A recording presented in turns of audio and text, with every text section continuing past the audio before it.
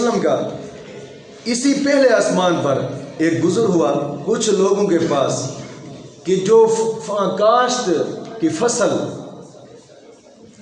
کاشت کی، اسی وقت فصل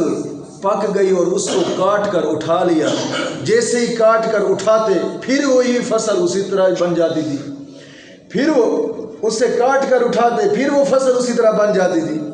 پھر اسے کاٹ کر اٹھاتے پھر وہ اسی طرح بن جاتی تھی۔ آقا کریم صلی اللہ علیہ وسلم نے جبریل سے پوچھا کہ جبریل بتائیں کہ یہ لوگ کون ہیں؟ جبریل عرض کرتے ہیں یا رسول اللہ صلی اللہ علیہ وسلم، یہ وہ لوگ ہیں کہ جو اللہ کی راہ میں جہاد کرنے والے تھے اور اللہ کی راہ میں اپنا مال خرچ کرنے والے تھے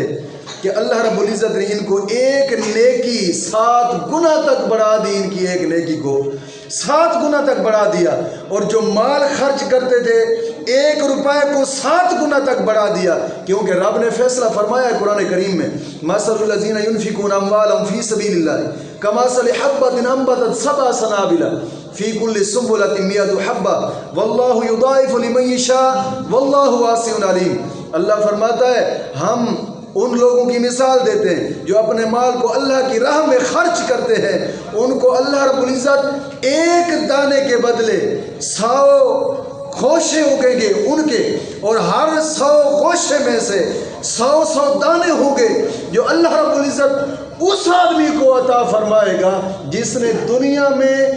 ایک دانہ رب کی راہ میں خرچ کیا تھا۔ رب تعالیٰ نے دنیا میں ایک دانہ اللہ کے راستے پہ خرچ کرنے والے کو